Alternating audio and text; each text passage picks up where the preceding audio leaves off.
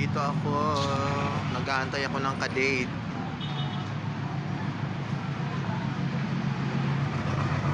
Hanapin ko yung ka-date ko. Nandito daw siya sa loob. Asan kaya banda?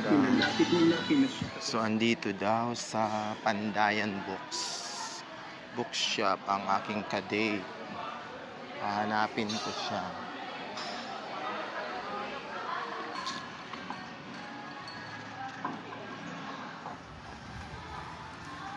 Ay!